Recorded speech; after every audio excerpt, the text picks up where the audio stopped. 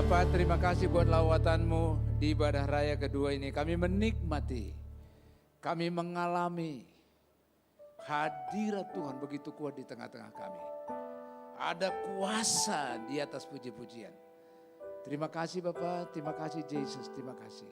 Terima kasih, terima kasih. Dan sebentar berfirmanlah, sampaikan isi hatimu kepada umat pilihanmu di siang hari ini. Mampukan kami umatmu untuk menangkap pesan-pesanmu hari ini.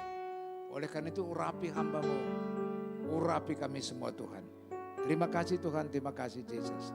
Sepanjang firman Tuhan disampaikan hadirat Tuhan dari tempat yang maha tinggi. Ada menyertai penyampaian firman-Mu, ada menyertai kami.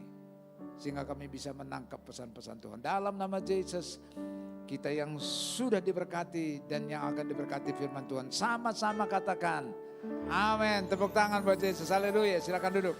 Terima kasih imam-imam musik kita yang dahsyat luar biasa. Haleluya. Hari ini saya mau sampaikan firman Tuhan tahun Ibrani 5784 P Dalet.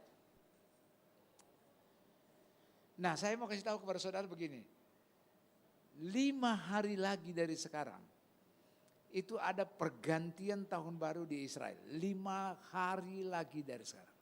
Hari Jumat malam, jam 18, tahun barunya Yahudi, tahun barunya Israel. Kalau kita di sini kira-kira jam 10 malam, hari Jumat.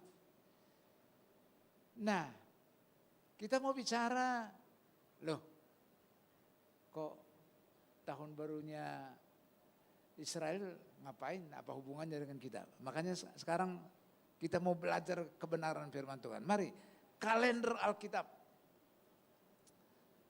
Kalender Alkitab itu tahun Ibrani itu disebut 5784, itu disebut P Dalet. Kalau sekarang ini sampai hari Kamis besok itu P Gimel. Nah, jadi yang disebut P Dalet itu mulai tanggal 15 September 2023 sampai Oktober tahun 2024. Coba kita belajar. Mari, next.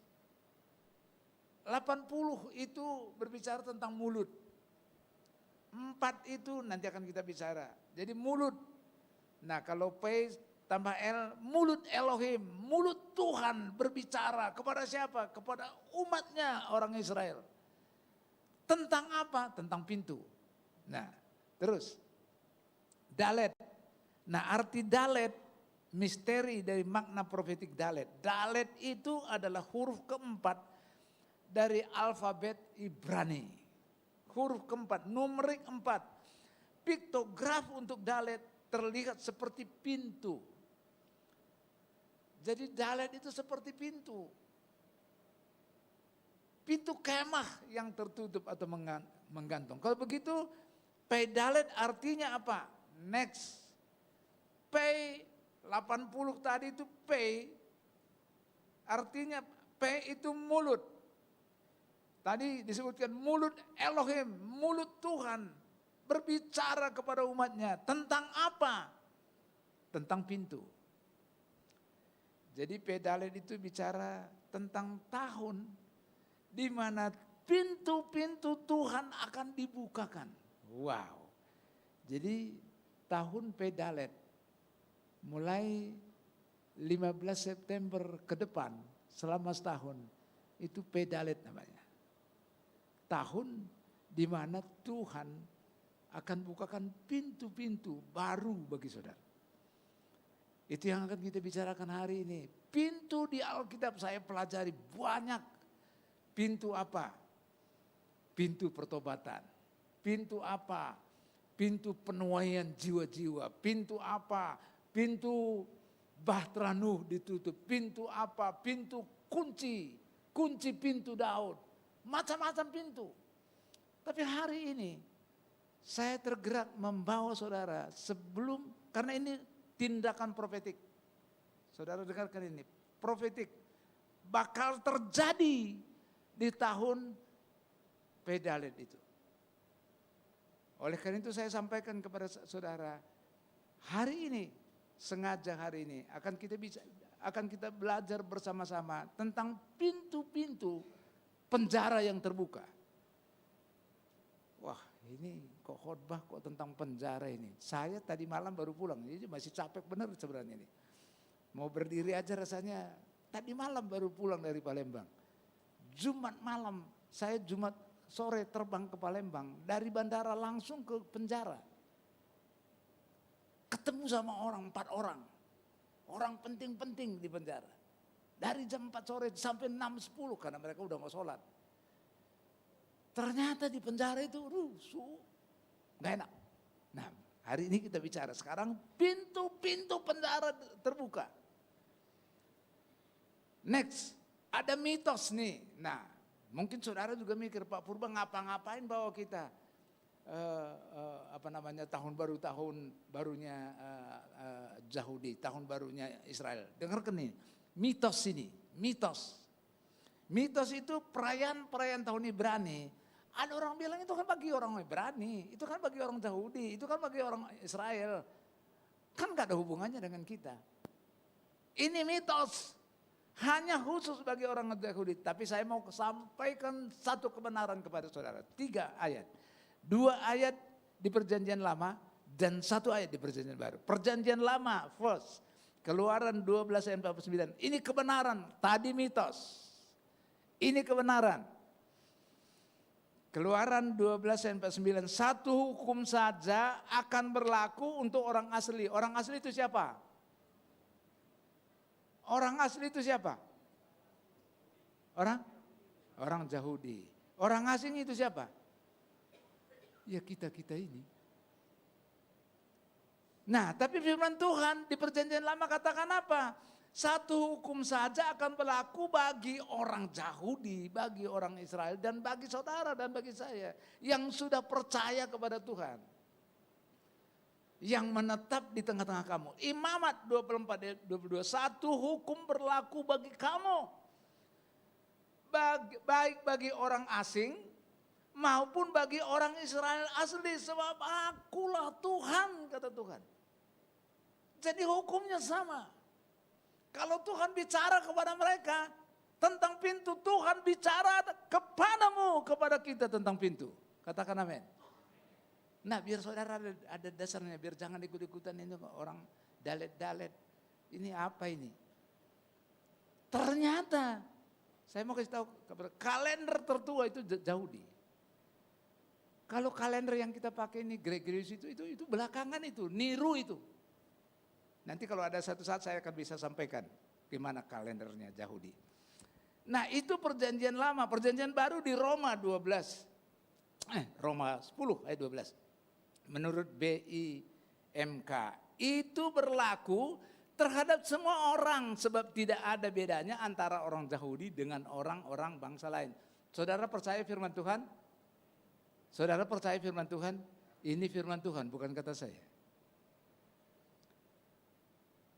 Allah yang satu itu adalah Tuhan untuk semua orang. Ia memberikan berkat yang berlimpah-limpah kepada semua orang yang meminta tolong kepadanya. Jadi sekarang saudara mengerti, kalau tahun Pedalet mulai 15 September ke depan ini, tanggal 15 September hari Jumat di Israel jam 6 sore. Karena di sana pergantian tahun itu begitu matahari terbenam, tahun baru namanya. Beda kalau kita, tahun baru jam 00 ya, jam 00 tengah malam. Ganti tahun baru, makanya kalau kita ganti tahun baru kan tengah malam.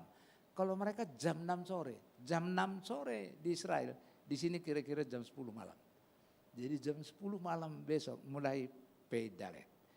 Tuhan bicara kepada bangsa Israel, Tuhan bicara kepada saudara tentang pintu.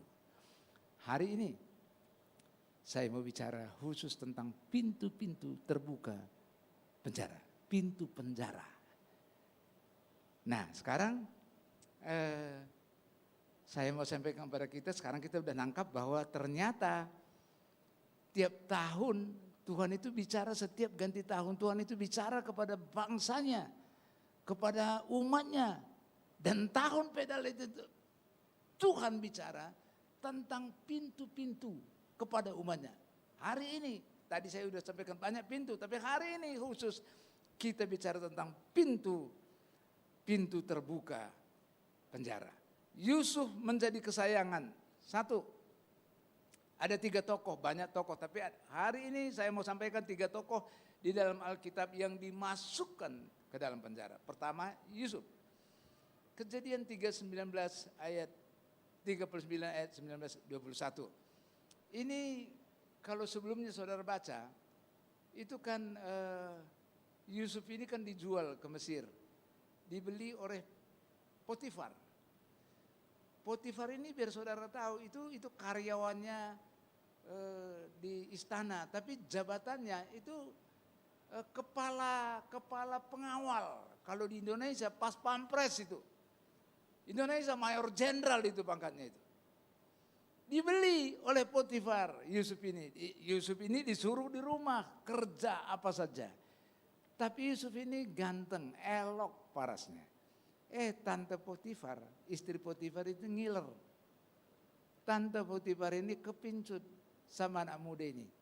Dia mau ngajak anak muda ini tidur sama-sama. Mari kita baca ayat 19. Setelah dia kepincut sama Yusuf, dia kepingin tidur bersama-sama. Tapi Yusuf gak mau, dia lari. Tinggalkan itu rumah. Tapi bajunya dipegang oleh si Tante Potifar. Nah, ayat 19. Tante Potifar ngomong kepada suaminya.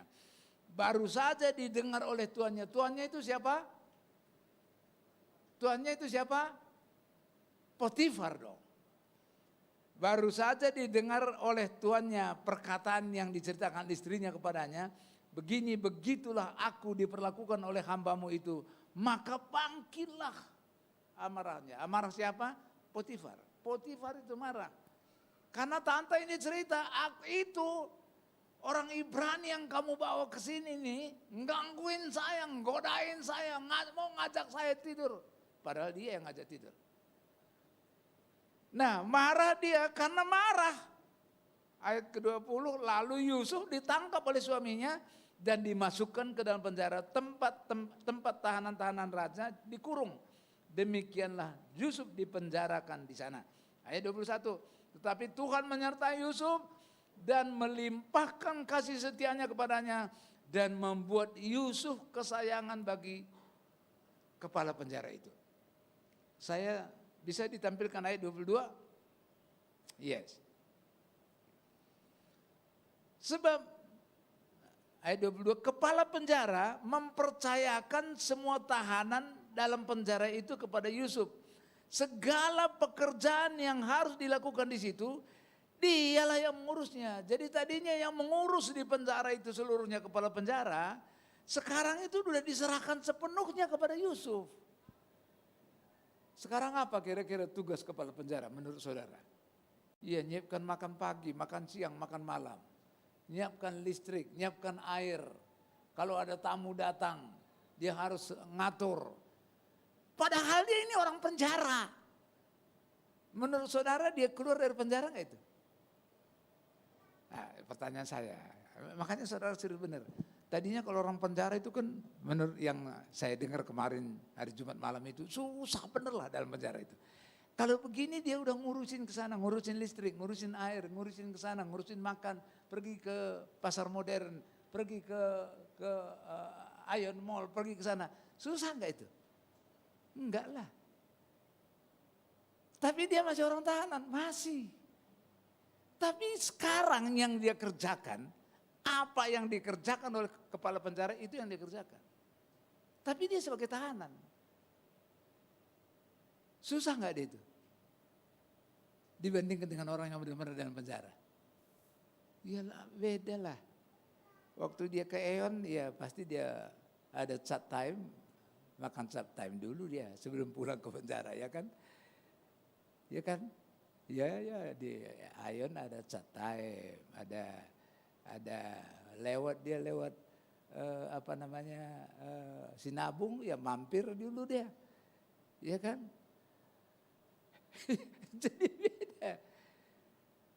Jadi Itu pekerjaan itu dikerjakan oleh Yusuf ini.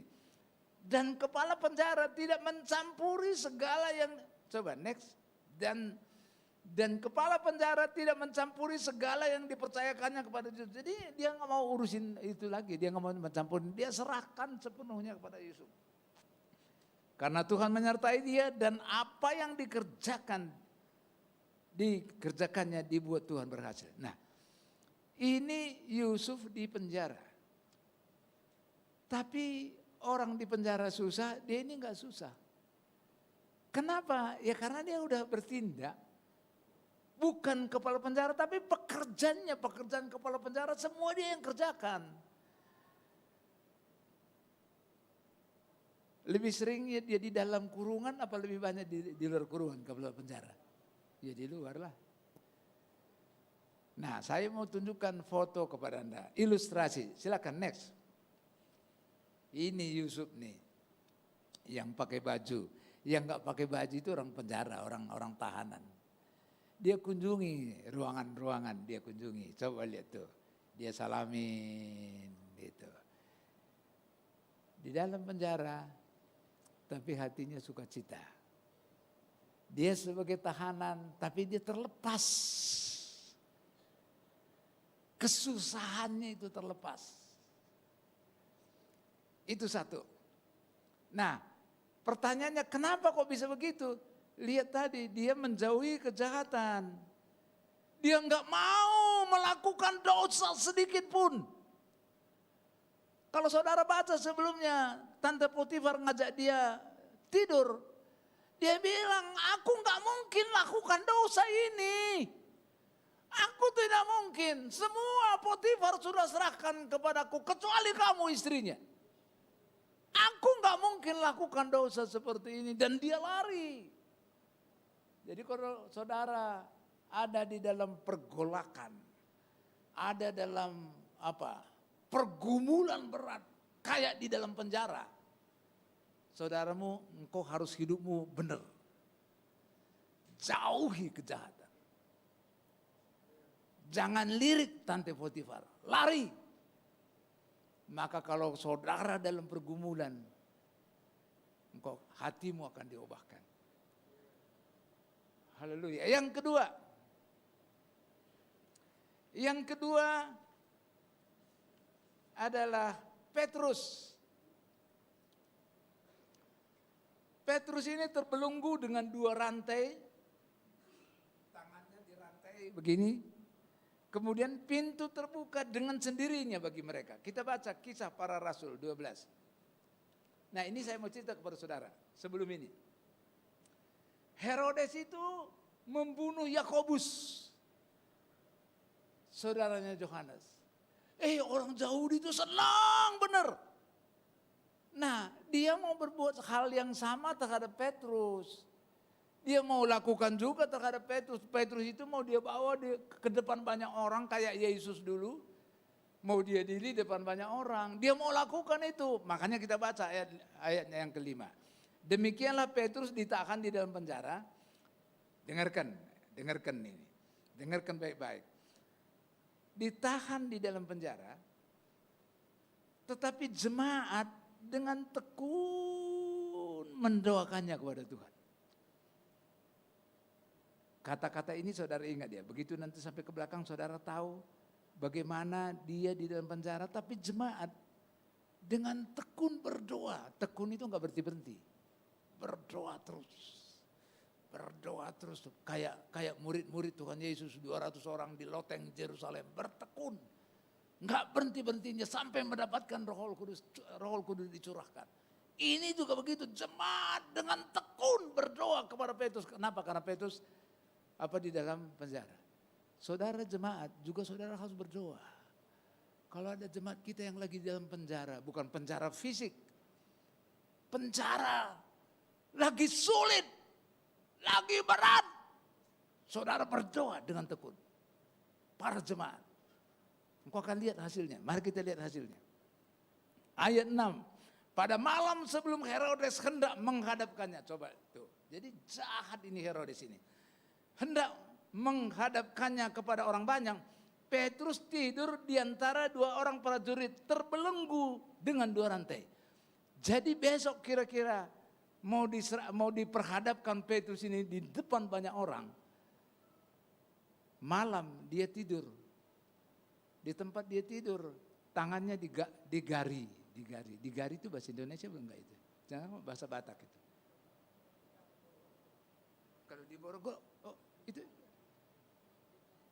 rantai itu diborgol ya? Ya anggap diborgol lah ya. Begini. Kemudian kiri kanan prajurit nungguin. Di dalam penjara. Dengarkan nih. Sudah tangan diborgol, prajurit kiri kanan. Tadi saya nggak sempat siapkan fotonya ya. Nah, kemudian selain itu prajurit pengawal sedang berkawal di muka pintu. Jadi kalau ini ruangan penjara itu ada Petrus di tengah, kiri kanan prajurit, Petrus di borgol. Di sana pintu keluar ada penjaga, ada prajurit menjaga di sana, nggak boleh ada orang keluar. Nah, dengarkan nih. Nah, kemudian ayat ke-7, bisa tampilkan ayat 7. Tiba-tiba berdirilah seorang malaikat Tuhan dekat Petrus. Dan cahaya bersinar dalam ruangan itu. Malaikat itu menepuk Petrus untuk membangunkannya, katanya, bangunlah segera. Maka gugurlah rantai itu dari tangan Petrus. Jadi rantai yang di tangan tadi lepas. Pada saat malaikat itu bilang, dia tepuk punggungnya, bahunya Petrus, bangunlah, lepas. Wow, betapa luar biasanya. Lalu kata malaikat itu kepada Petrus, ikatlah pinggangmu dan kenakanlah sepatumu. Ia pun berbuat demikian. Lalu malaikat itu berkata kepadanya, kenakanlah jubahmu dan ikutlah aku. Nah, tadinya saya mau tampilkan juga fotonya, nanti akan saya tampilkan. Ayatnya ke-9. Lalu ia mengikut malaikat itu keluar.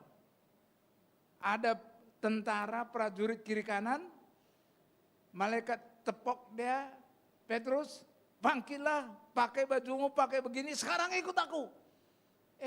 Tentara nggak dengar tuh yang dua kiri kanan. Kemudian mereka dibawa, ikut aku katanya. Dia ikutin itu malaikat keluar. Si Petrus ini mikir, ini penglihatan apa bukan ini? Ini kayak penglihatan, ini kayak mimpi nih. Gitu. Nah, bahwa apa yang dilakukan malaikat itu sungguh-sungguh terjadi. Disangka Petrus ini suatu penglihatan. Ayat ke-10. Setelah mereka melalui tempat kawal pertama. Tempat kawal pertama di mana? Di tadi yang dua yang lagi tidur ada yang tangannya masih digari. Dan tempat kawal kedua di mana? Di pintu. Sampailah mereka ke pintu gerbang besi yang menuju kota Roma. Menuju ke kota. Pintu itu terbuka dengan sendirinya. Jadi waktu mereka keluar, pintu itu terbuka dengan sendirinya. Kalau saudara baca selanjutnya, setelah di luar, Petrus itu baru sadar. Rupanya Tuhan menyuruh malaikatnya untuk membantu saya. Untuk mengeluarkan saya dari siksaan dari Herodes. Saya mau kasih tahu kepada saudara. Saya waktu baca ini nangis saya. Tuhan itu luar biasa ya. Ada dua penjaga saja nggak kebangun coba, nggak dia lihat. Ada tentara prajurit nunggu di pintu aja lewat, nggak lihat. Betapa Tuhan itu luar biasa. Saya mau kasih tahu kepada saudara. Tahun 2000 tahun Pedalet mulai 15 September ke depan. Ini kata-kata profetik, saudara dengarkan ini. Tuhan akan melakukan hal yang sama kepada saudara. Pada saat saudara di dalam penjara. Bukan di dalam penjara di Salemba. Penjara terbelenggu apa? Masa lalu. Trauma, kegagalan, sakit penyakit, kemiskinan. Saudara akan dituntun Tuhan, Tuhan akan datang menuntun saudara. Mengasih tahu kok saudara apa-apa yang saudara harus kerjakan. Saudara harus dengar ini. Dan ini saya mau saksikan kepada saudara. Tanggal 23 Agustus yang lalu, di Indonesia ada sidang Sinode GBI. Di Sentul. Saya ikut, saya panitia inti.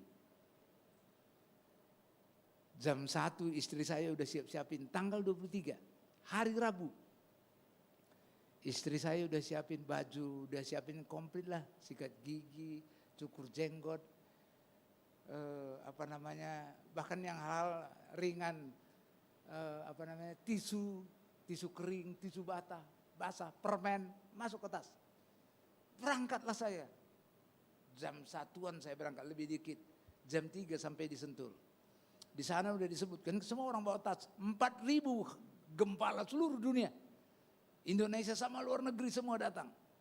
Ikuti dulu pembukaan. Baru dari situ nanti dibagi-bagi ke hotel. Saya udah dapat hotel. Udah dikasih tahu hotel di Bogor. Saya dapat di Bogor 2 hotel. 2 hari. Jadi saya bawa tas saya oh ini Banten. Saya kasih di Banten. Tas. Tutup, saya ikut pembukaan. Dengarkan saudara. Related dengan ini. Dengarkan benar-benar. Dengarkan bagaimana malaikat mendatangi Petrus. Ini bagaimana, saya enggak disebut malaikat, tapi saudara nanti lihat. 4.000 orang mau sekaligus masuk ke Sentul. Waduh, bagi saya umur begini udah enggak main lah. Saya udah jalan-jalan aja kemana dulu lah. Selesai semua orang baru saya datang. Baru saya masuk. Saya sampai masuk, tinggal 5 menit lagi, jam 5 pembukaan dimulai. Saya dapat duduk paling atas. Karena saya paling belakangan. Saya duduk paling atas. Ternyata ada satu gembala dari Semarang. Di mana saya dulu khotbah memberkati Pak Samuel Kusnadi di gerejanya dia gembalanya. Saya memberkati di gereja itu. Dia celingak-celinguk cari tempat duduk. Saya bilang sini aja Bung. Bro sini. Dia duduk di sebelah kiri saya. Dia cerita, Pak Purba, aku hanya pembukaan ini aja. Selesai pemukulan gong, saya langsung balik. Besok saya nggak bisa datang tanggal 24, tapi tanggal 25 penutupan saya akan datang, kata dia. Loh, kenapa? Ada jemaatku meninggal, cabangnya di sini ada 2. Jemaatnya dia meninggal, salah satu kepalanya meninggal. Jadi saya harus pulang ini. Yuk pulang kemana saya bilang. Saudara dengarkan ini. Bro pulang kemana? Ke Serpong. Saudara saya nggak tahu siapa ngajarin saya ikut pulang. Coba dengarkan ini. Saya ikut pulang. Boleh, kita kan udah lama gak ketemu. Selesai pukul gong menteri menteri agamanya, kita pelan-pelan turun pulang berdua. Saya ambil tas saya di barisan Banten itu saya cari, dapat. Baru dia supirnya masih nunggu di luar. Kita pulang, ayo kita makan dulu. Jam 9.15 sampai di rumah, di BSD, di rumah saya, diantar ke rumah. Sampai di rumah, nggak biasanya kalau jam 9 ke atas itu rumah saya itu udah gelap. Paling-paling hidup lampu tidur di kamar Mbak Sari, di kamar kami. Ini kok terang benderang. Tapi saya nggak ada curiga apa-apa. Masuk aja saya. Masuk ke rumah, yang saya harus nginap di hotel dia itu nyari-nyari saya. Jadi saya angkat dulu, udah di dalam rumah ini. Waduh Pak, aku malam ini nggak jadi di hotel Pak, saya di rumah ini. Besoklah baru saya nginep di hotel itu. Setelah itu istri saya datang dengan pelan-pelan sama Sari. Mas, ya orang Solo kan. Mas, maaf, aku tadi jatuh. Lah saya bilang nggak apa-apa. Kami ini tadinya mau ke rumah sakit. Dengarkan nih. Tahu nggak saya dia jatuh? Karena nggak dikabarin. Istri saya bilang sama Sari, jangan kabarin Papa. Karena Papa panitia inti, dia nggak mungkin diganggu. Jangan dikabarin. Tapi saudara tahu nggak? ATM istri saya ada di dompet saya. Karena tanggal 13 kami ke Surabaya. Tanggal 14 balik ke Jakarta. Tanggal 15 kami ke Bandung. Jadi ATM-nya ada di saya. Kalau dia ke rumah sakit, ATM-nya ada di saya. Saudara nangkap nggak ini? Malaikat Tuhan datangi Petrus. Ini enggak malaikat yang datang ke saya. Tapi saudara nangkap enggak ini? Kenapa saya pulang? Saya udah kamar aja udah dapat kok. Saya sendirian satu kamar di hotel itu. Pulang saya. Mas, kami mau ke rumah sakit. Ya nggak apa-apa, saya antar. Nggak tahu, dengarkan nih. Sampai di rumah sakit, sekarang ISPA, penyakit begitu banyak, penuh. UGD penuh. Nggak tahu, oleh kemurahan Tuhan kita dapat kamar. Kalau saudara ke UGD EKA ada kamar khusus begini. Istri saya kasih di situ. Periksa ini darah, periksa itu, periksa tangtong, echo, ronsen, CT scan, hasilnya patah. Tangan kirinya patah. Jam 2 pagi, cari kamar enggak ada. Semua penuh. Baru dapat tanggal 24 malam. Saudara, saya enggak diberitahu, tapi Tuhan yang nyuruh. Bukan, Purba, pulang kau. Enggak begitu Tuhan, memang enggak begitu. Kalau ke Petrus kan bilang, ikut aku. Ini enggak. Tuhan taruh di hati, aku ikut. Coba kalau saya enggak pulang, baru saya ngeh. Sama dengan Petrus, baru dia sadar. Setelah sampai di luar, rupanya Tuhan yang menolong saya ini.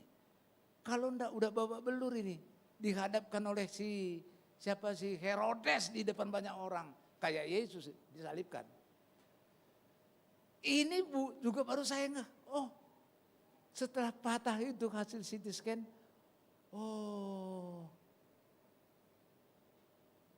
gitu. Jadi kalau nggak ada ATM-nya, ibu gimana tuh? Coba. Ini Tuhan itu luar biasa. Singkat cerita, dia makan pengencer darah, sehingga nggak bisa langsung dioperasi, harus nunggu 7 hari. Tanggal 30 baru bisa dioperasi. Saya tanggal 26, 27, tanggal 26, 27, saya nungguin dokter operasinya nggak datang-datang. Tanggal 28, nggak datang juga nanti, aku sore aja lah. Ternyata tanggal 28 pagi datang dokternya. Saya datang kira-kira jam 4, jam 3, jam 4. Sari sama istri saya bilang, dicari dokter di lantai 2. Udah, saya lantai kedua. Dengarkan nih. Di lantai 2 dokternya bilang, dokternya to the point. Orang Chinese to the point, nggak pakai bulat. Pak Purba, saya harus ngomong apa adanya ke Pak Purba ini. Saya bilang apa dong? Ibu umurnya udah 71 ke atas. Tuh tulangnya udah kropos. Jadi kalau pada saat di screw, kan itu kan kalau dipakai pen kan di screw begini. Itu tingkat keberhasilannya kecil. Pecah tulang itu. Terus saya bilang, solusinya apa dok? Ya kalau nanti pecah, ya terpaksa kita ganti platinum. Wah, kalau orang Medan bilang, alamak.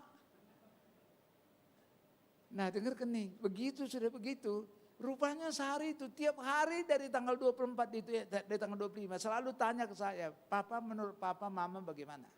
Saya bilang baik. Tanggal 26 tanya lagi, nanti saudara tanyalah, Mbak Sari. Papa ada perasaan apa? Saya bilang enggak apa-apa.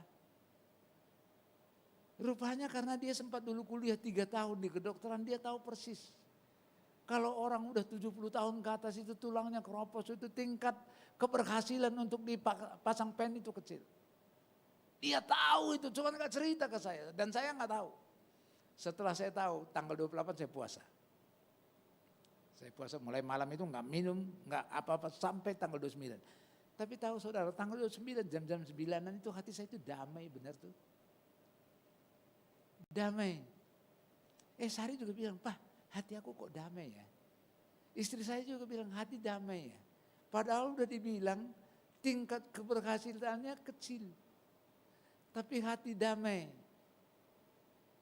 Yusuf di penjara, hatinya senang. Dengarkan nih.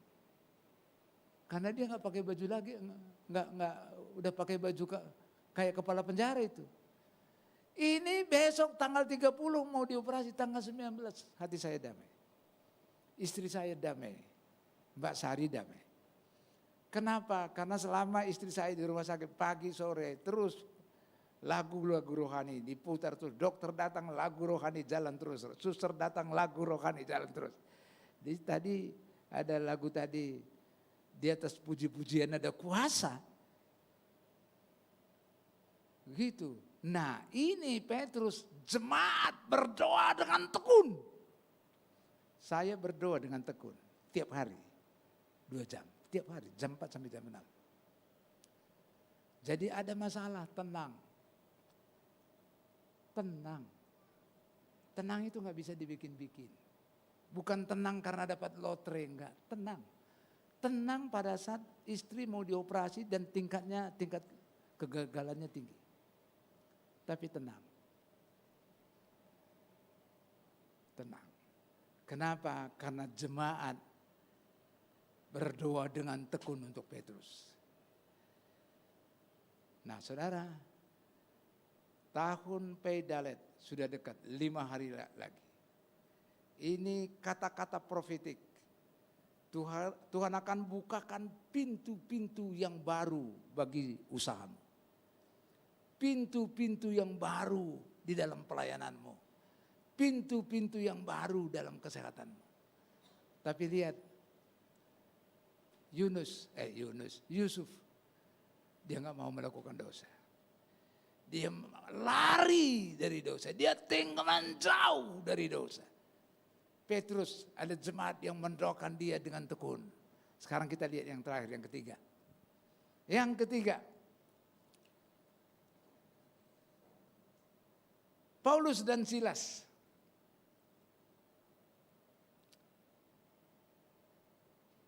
Dipasung di dalam penjara. Ini saya mau kasih tahu kepada saudara.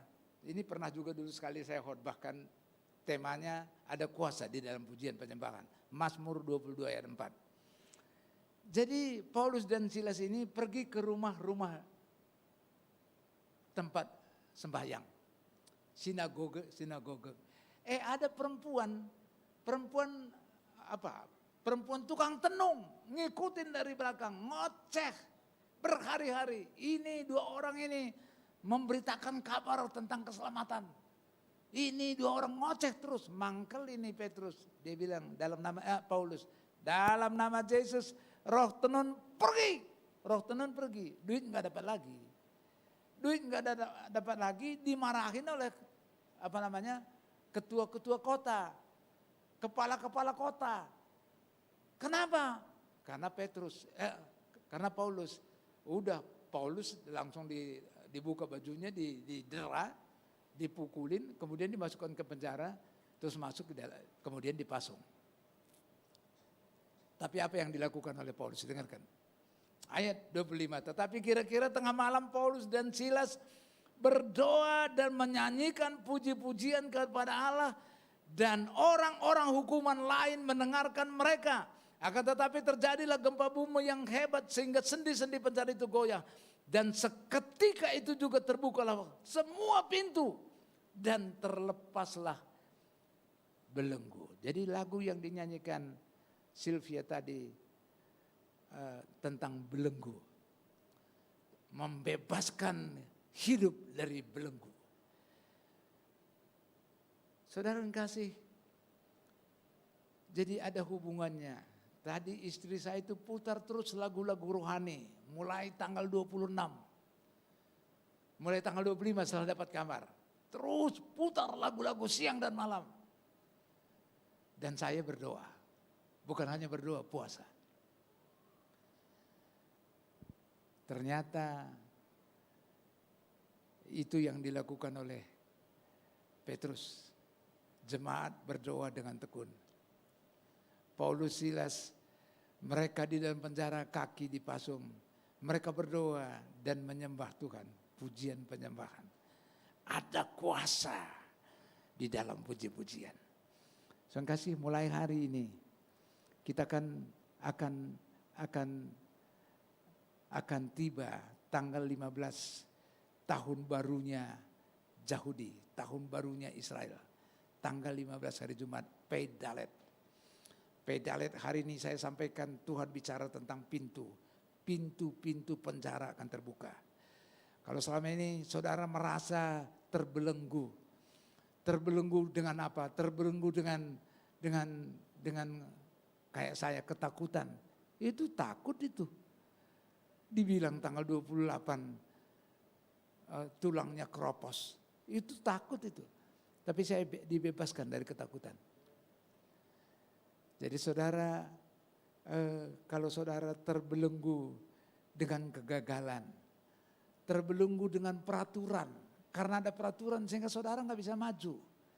Kayak kita ada peraturan untuk membangun gereja harus ada FKUB, harus ada dari Departemen Agama. Sehingga kita sulit untuk mendapatkan izin. Kesulitan. Tahun Pedalet. Tahun mulai 15 September ke depan. Maka engkau dan saya, Tuhan akan datang melalui malaikatnya. Atau melalui kayak saya tadi, nggak ada yang datang. Tapi ada orang gembala datang di samping saya, dia mau pulang, saya ikut. Ternyata itu dari Tuhan. Setelahnya baru tahu, tadinya nggak tahu.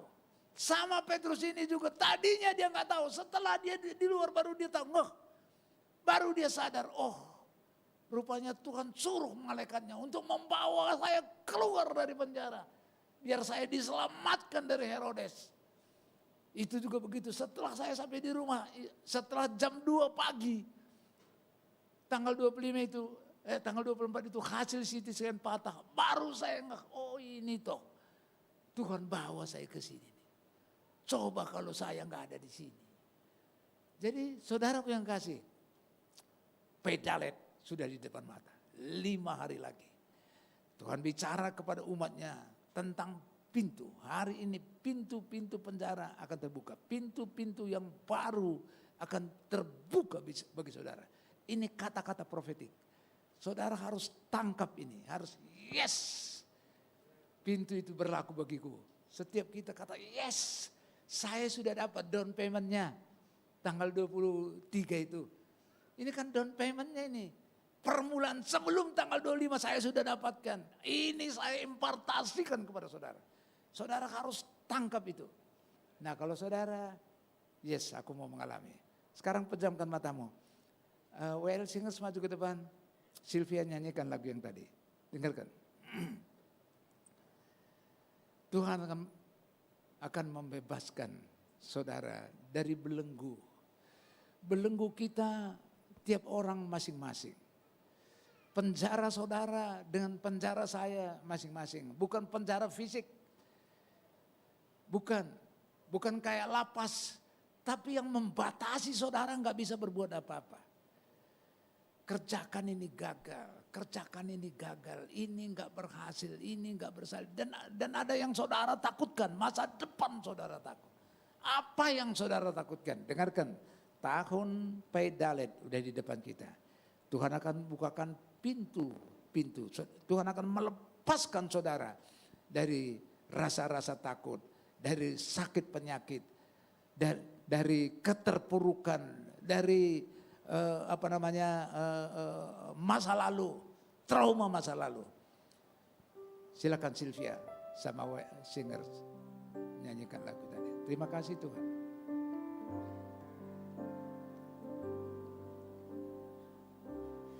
Roh Allah yang hidup Amin. Amin. Roh Allah yang hidup pulihkanku. Amin. Pulihkan kami Tuhan. Turunlah urapan Turunlah urapan-Mu atas kami. Bangkitkan kuasa-Mu. Jesus. Roh Allah yang hidup penuhiku. Penuhi kami. Roh Allah yang hidup pulihkanku. Amin. Amin. Roh Allah pulihkan kami. Turunlah urapan ke atas kami. Bangkitkan kuasa-Mu. Membebaskan hidup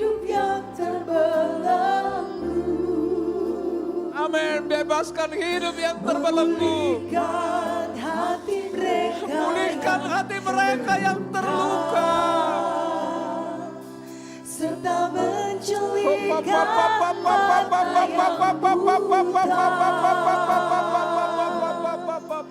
jadikan hidupku dipenuhi urapan baru, menyatakan kebesaran kuasa-Mu, membebaskan hidup yang Amin. Mari terbelenggu, sama-sama bangkit berdiri. Haleluya. memulihkan hati mereka yang Amin. terluka, Haleluya. Haleluya. Haleluya. serta menjulihkan Yes. mata yang Haleluya. buta. Haleluya. Haleluya. Jadikan hidup Amin. alatmu Haleluya. dipenuhi Haleluya. urapan baru, Haleluya. menyatakan kebesaran Amin. Haleluya. kuasa-Mu, Membebaskan. Haleluya. membebaskan hidup yang terbelenggu, memulihkan hati mereka yang terluka, serta menjulihkan mata yang buta. Amin. Haleluya. Haleluya. Jadikan hidupku alatmu, dipenuhi urapan baru, menyatakan kebesaran kuasa-Mu. Saudaraku, kita diam sejenak. Ini kata-kata profetik yang kita dengar hari ini. Pedalet sudah di depan mata. Tanggal 15 September bulan ini. Kalau di Indonesia jam 10 malam. Tahun Pedalet. Pe itu artinya mulut. Mulut Elohim, mulut Tuhan. Berbicara kepada umatnya tentang pintu. Saudaraku yang kasih, malaikat Tuhan datang kepada Petrus di dalam penjara. Tangannya diborgol. Di kiri kanannya ada prajurit menjaga dia. Di depan pintu ada prajurit juga menjaga. Tapi malaikat Tuhan datang kepada Petrus. Bangkit Petrus. Bangkit. Kenakan jubahmu. Kenakan sepatumu, ikut aku. Petrus ikut aja. Dan ke depan ini hal yang sama, ini tindakan profetik yang saudara harus lakukan. Tuhan akan datang kepada saudara, kepada keluargamu, kepada direksi di perusahaanmu. Tuhan akan datang mau membimbing saudara, mau menuntun saudara, mengajari saudara untuk keluar dari penjara, untuk keluar dari pergumulan yang berat. Tuhan akan mengajari saudara, menuntun saudara keluar dari masalah itu. Saudara kasih, kalau begitu firman Tuhan tadi disampaikan, saudara dapat rema. Ya Tuhan, bimbing aku di tahun Pedalet ini. Keluar dari permasalahanku, keluar dari masalah keluargaku, masalah anakku, masalah penyakitku, masalah bisnisku, masalah pelayananku, masalah masa depanku. Tuntun aku Tuhan. Kalau saudara dapat remah seperti itu, angkat tanganmu tinggi-tinggi. Yang tidak dapat remah, jangan ikut-ikutan. Bapak, engkau lihat tangan-tangan terangkat. Bapak, saya nggak tahu remah yang mana mereka dapat. Kalau engkau mengunjungi, engkau menyuruh malaikatmu mendatangi Petrus, Tuhan juga kunjungi tangan-tangan yang terangkat ini. Oh katakan mereka apa yang harus mereka perbuat. Apa yang mereka harus lakukan. Oh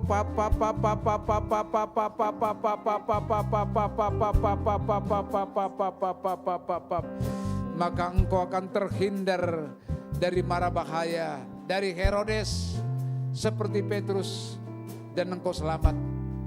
Oh haleluya, engkau dilindungi. Oh engkau dibebaskan.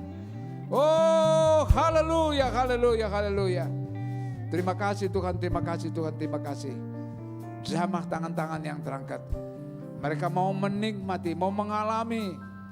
Oh haleluya, pintu-pintu yang baru terbuka bagi mereka. Pintu-pintu bisnis yang baru terbuka bagi mereka, bagi keluarga mereka, bagi sakit penyakit mereka, bagi anak-anak mereka. Di dalam nama Yesus, kita yang sudah diberkati Tuhan, sama-sama katakan amin, haleluya, haleluya.